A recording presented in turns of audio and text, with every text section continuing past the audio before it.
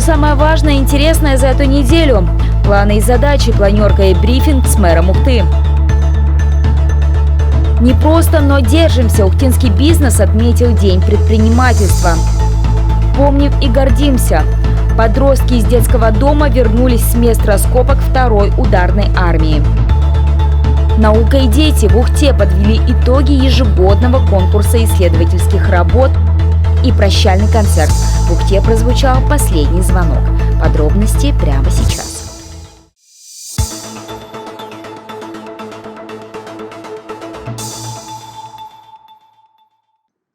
В администрацию Ухты прошла открытая планерка, в ходе которой перед главой муниципалитета отчитались все управления и ресурсоснабжающие организации. Согласно отчету Управления по делам ГУ и ЧС, ухтинцы стали реже жаловаться на безнадзорных собак. На регоператора 3 жалобы по состоянию дорог, тротуаров 3, жалобы по вопросам внешнего благоустройства 4, жалобы на безнадзорных собак 6. В целом динамика по жалобам на безнадзорных собак положительная, количество жалоб сокращается.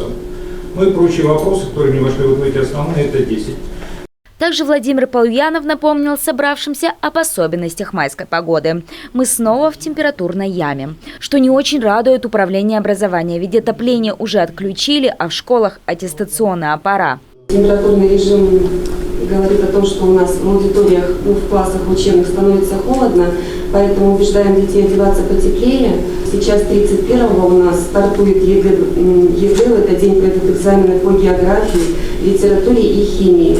Поскольку сказали, что в воскресенье будет холодно, соответственно, будем принимать меры нагревать аудитории до ЕГЭ.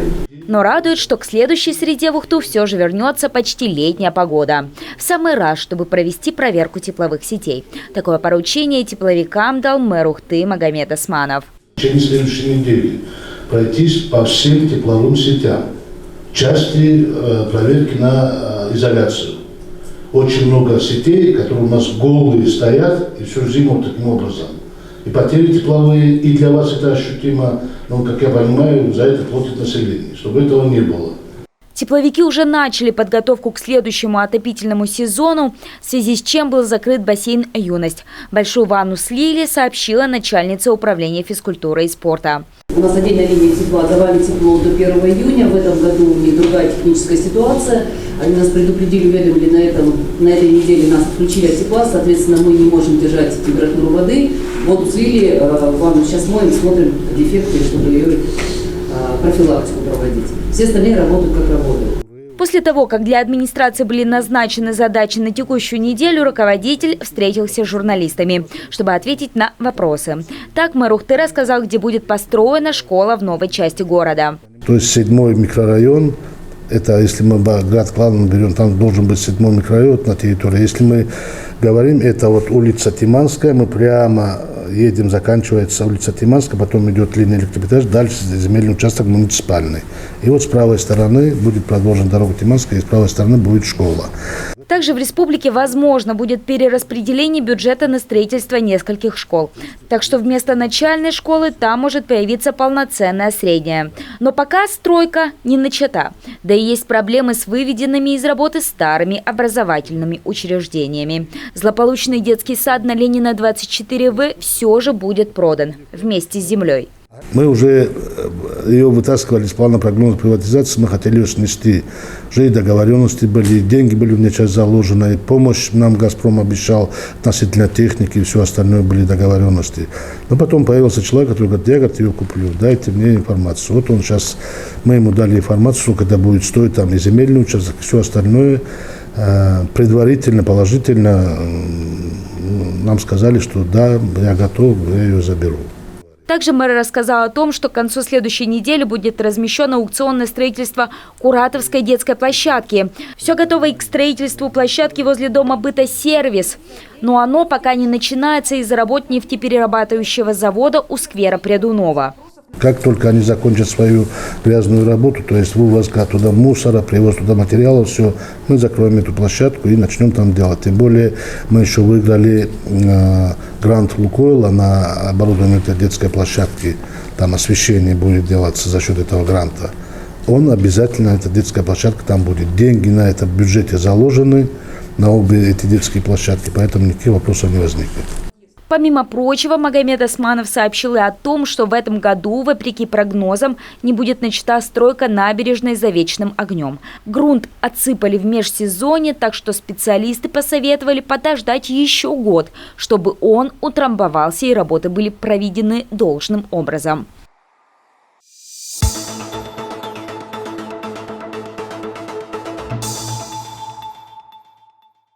26 мая в Ухте отметили День российского предпринимательства. Ежегодно к дате в администрации города награждают самых активных представителей бизнеса за экономический, культурный, социальный вклад в жизнь муниципалитета. Но, как известно, прошедший год был для бизнеса не самым простым. В прошлом мае, в самый разгар ковидных ограничений, прогноз был совсем неутешительный. Тогда президент Ухтинской торгово-промышленной палаты говорила о том, что турбулентный период может не пережить половина представителей малого и среднего предпринимательства. К счастью, реальная статистика оказалась более утешительной. На сегодняшний день субъектов малого и среднего предпринимательства у нас в пределах 4000. За период пандемии 2020 года сократилось на 140 субъектов, но в то же время зарегистрированы как самозанятые более 1000 человек. То есть в целом стало субъектов больше. Торгово-промышленная палата отмечает, несмотря на критику, часто объективную, в этот период бизнесу все же помогли государственные дотации. Без финансовой поддержки потери были бы больше. Да и когда бизнесу было легко. В любой период были свои трудности, но, несмотря на это, он жив и приносит пользу. Прежде всего, это экономический блок, потому что каждый предприниматель, он работодатель. Да, где-то он может быть единственным работником в своем ИП, а где-то это сотни, а то и тысячи рабочих мест. Поэтому, прежде всего, конечно, это экономический блок. Но, тем не менее, из-за большого оттока населения с территории муниципалитета представителей бизнеса все равно становится меньше. В среднем за последние 3 года малых и средних предприятий в Ухте стало примерно на 10% меньше.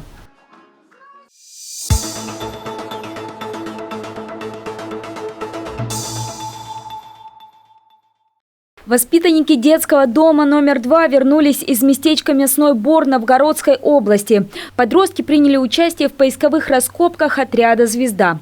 На памятном месте шли бои 2-й ударной армии. Чтобы предать прах воинов земле, тут неоднократно проводились поисковые мероприятия. В этом году к ним присоединились и ухтинские ребята – 2 юноши и 2 девушки. Сопровождал школьников педагог-организатор. При нас мы достали 3 бойцов. Вообще там отряд этот был на раскопках. Достали 12 бойцов, 4 опознали бойцов. То есть они были все с медальонами, с жетонами, где была указана фамилия, имя, отчество, адрес, где проживали бойцы наши. Как отмечает педагог, эмоции, с которыми ребята участвовали в раскопках, трудно передать. Работали с азартом, трудились без устали. И, к слову, вернулись не с пустыми руками. После этой поездки ребята пополнили экспозицию музея Великой Отечественной войны, который работает при детском доме. Среди экспонатов остатки 3 линеек со штыками, 2 ствола от немецкого пулемета, хвостовик, мины. Всего порядка 10 предметов. Фактически эти ребята буквально прикоснулись к истории. И очень прекрасно то, что непосредственно ребята, сами занимаясь этой работой, участвуя в поисковых отрядах, они видят истинную картину истории, именно то, что произошло. Вы видите своими глазами, вы принимаете участие в вахтах памяти, в раскопках, и вы понимаете, что это наш солдат, наш российский, русский солдат, труженик солдат, как говорили поэты. Он принял участие в победе, и он ковал эту победу. Поездка хоть и была для воспитанников детского дома первой, точно не станет единственной. Тут уже планируют следующий визит к поисковикам. 14 августа отряд «Звезда» пригласил юных ухтинцев на раскопки Демьянского котла.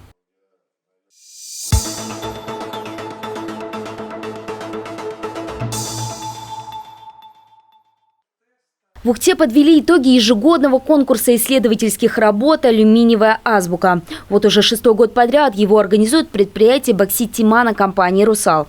Такие образовательные проекты компания по инициативе ее основателя Олега Дерипаски реализует во многих регионах страны. Коми не исключение. Ежегодно блеснуть своими научными знаниями в конкурсе могут ребята разных возрастов. Как школьники, так и студенты средних образовательных учреждений и первых курсов вузов.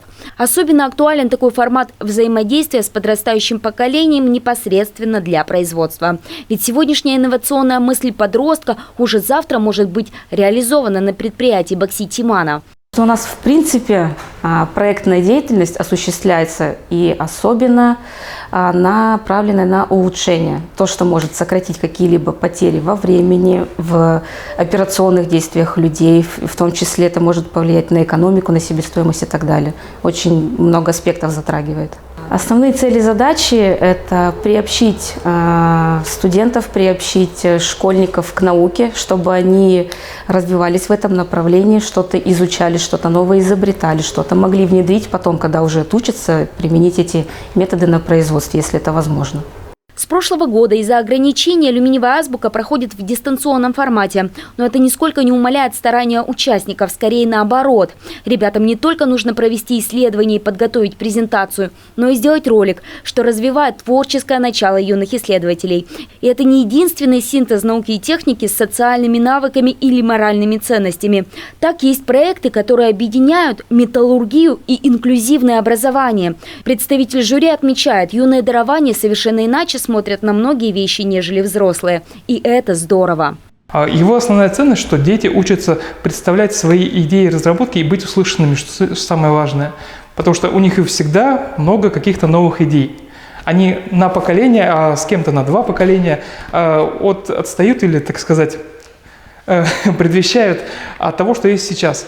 И у них совсем другой взгляд на ситуацию. Они могут увидеть что-то под таким углом, под которым нам в голову не придет посмотреть. Учитывая название конкурса, можно отметить занимательный проект по созданию металлических фигур для невидящих детей, чтобы они могли, грубо говоря, изучать алфавит. Азбука, в буквальном смысле слова. В целом конкурс охватил 5 направлений. Помимо металлургии, это физика, химия, экология, техника. Ребята в своих работах анализировали выбросы СО2, а также задавались вопросом предсказания этих выбросов. Рассказывали об очищении бокситов от соединений железа химическим способом и разрабатывали электронную мишень для танкового биатлона. Неплохой полет фантазии. Но был среди участников юноша, мечтающий о звездах. Ярослав Наумов ни много ни мало хочет быть, как Королев, космическим конструктором. К конкурсу самый юный участник «Алюминиевой азбуки» создал из подручных средств карусель для героев. Центрифуга для космонавтов пока умещается в ладошке. Но то ли еще будет. Она состоит, во-первых, из коробочки из-под сыра, как и неудивительно, из коробочки, которую я начертил и собрал, да.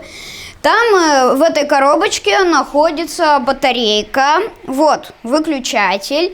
Мечты есть стать конструктором, в принципе, космических ракет и разных, наверное, моделей спутников.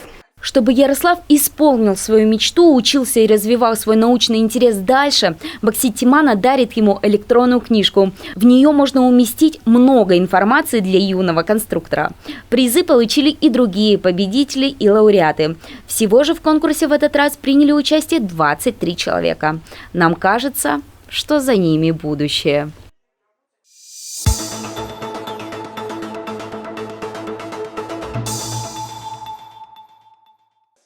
В субботу в Ухте прошел праздник последнего звонка. Вопреки ухтинским традициям, в этом году общегородской парад выпускников был отменен. Всему виной коронавирусные ограничения. Но в самих школах дату окончания учебной жизни все же отметили, правда, отдельно для каждого класса. Мы заглянули полюбоваться выпускниками Ухтинского технического лицея. К этому дню 11-классники, здесь их 50, подготовили концерт для учителей и родителей. В этот день им можно все. Например, вдоволь нашутиться над предметниками и их дисциплинами. Если бы мы знали ее, если бы могли бы понять, с физикой многое могли бы постичь, многие процессы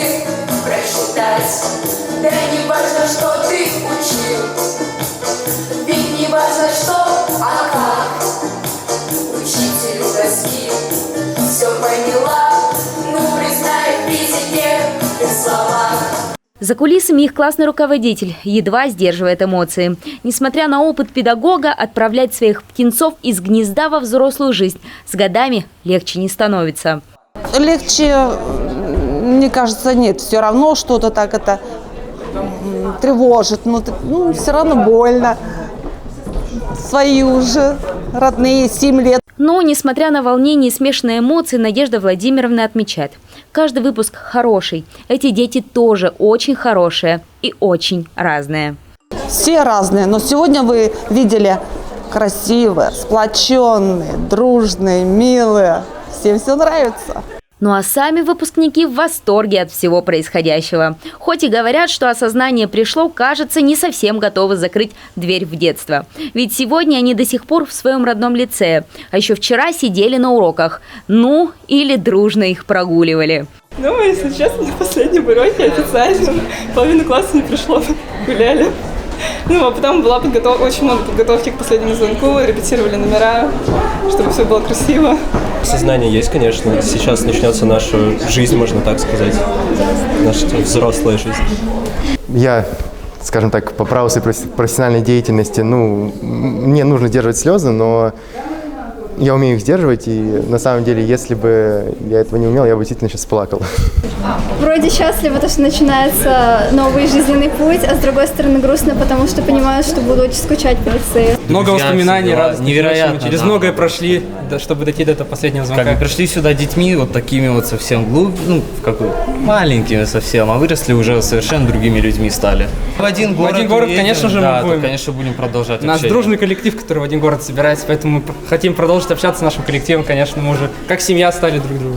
Мы желаем всем ухтинским выпускникам сохранить школьную дружбу, а также беззаботность и озорство, с которым они отмечали свой последний звонок. Ведь впереди у них достаточно нервная пора. Совсем скоро, 31 мая, начнется аттестационная кампания.